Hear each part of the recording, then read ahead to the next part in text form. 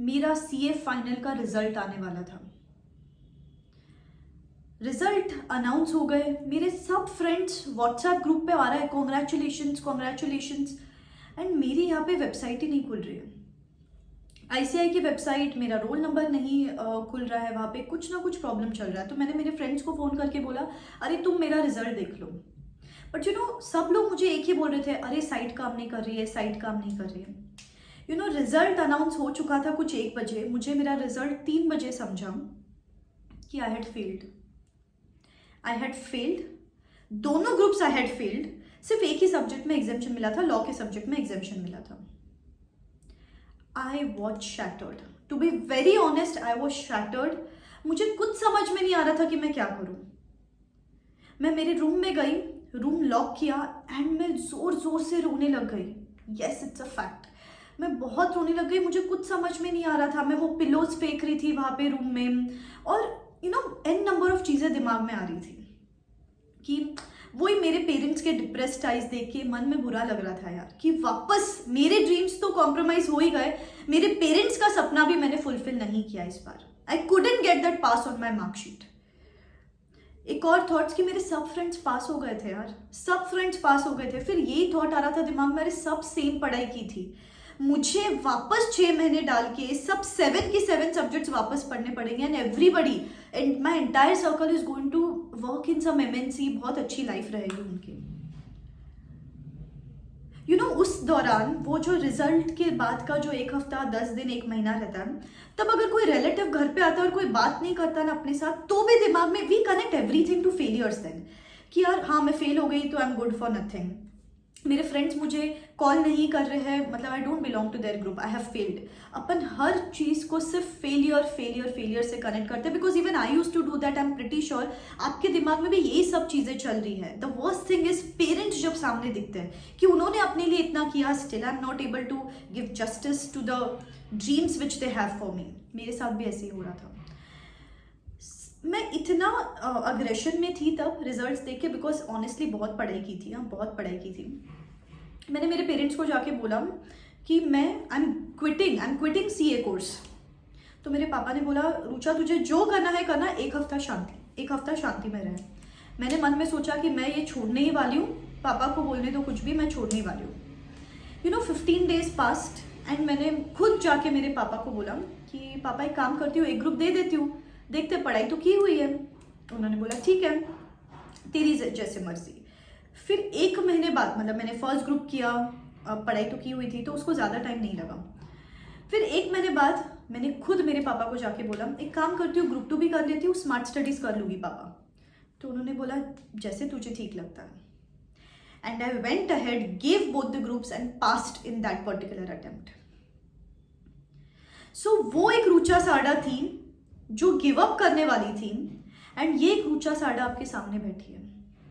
I just want to say you one little thing today, that time heals everything.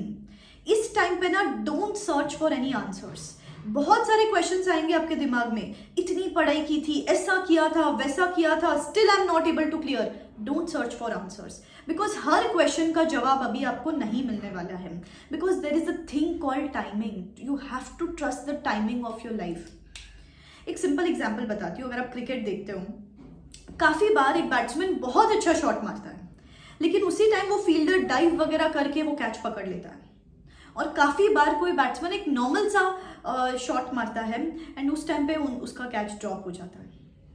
एक और चीज़, जैसे अगर आप कुकिंग कर रहे हो, उस दिन आपने बहुत सोचा कि ये इंग्रेडिएंट डाल देती हूँ, ऐसा कुछ बना लेती हूँ, ऐसा चौका मारती हूँ, और उस दिन खाना अच्छा नहीं बनता है, क्योंकि आपके दिमाग में रहता है आज अच्छा बनना चाहिए, लेकिन उससे नहीं बनता।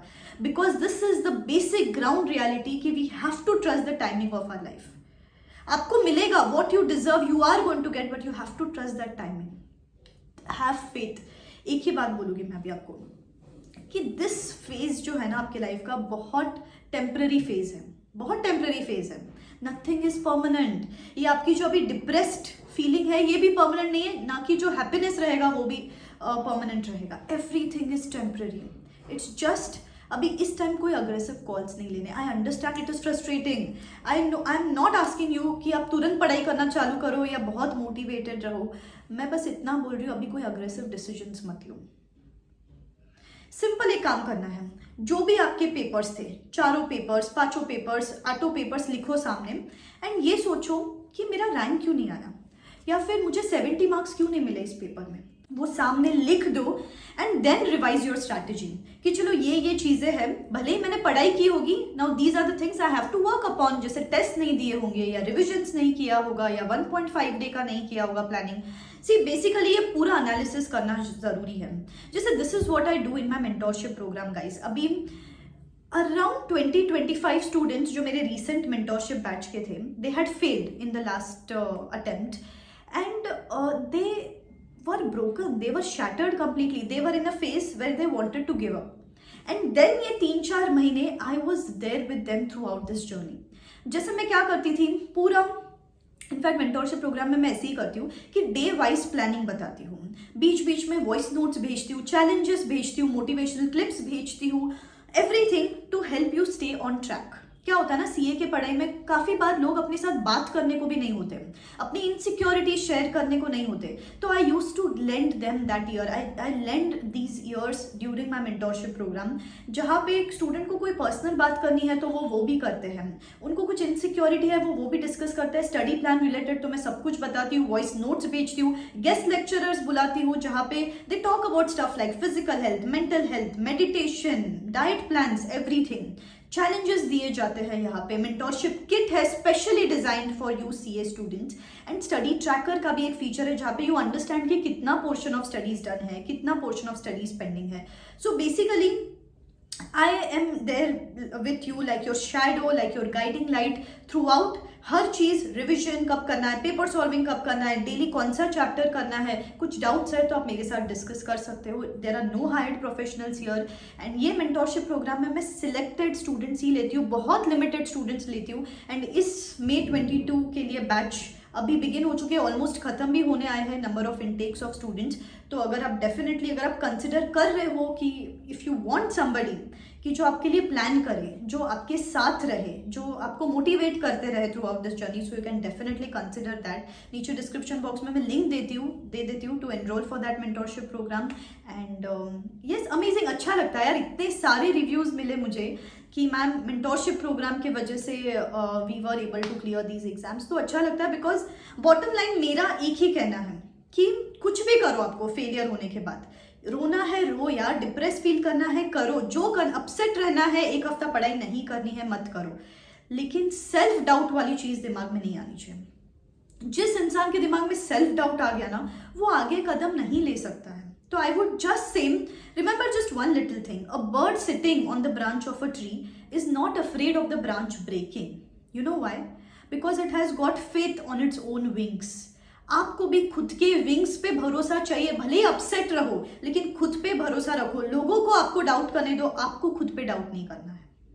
ये सिंपल मैं आपको लर्निंग देना चाहती हूँ यहाँ पे, ठीक है। तो एक ही चीज आपको नीचे कमेंट करना है मुझे आज, I am going to make my comeback stronger than my setback।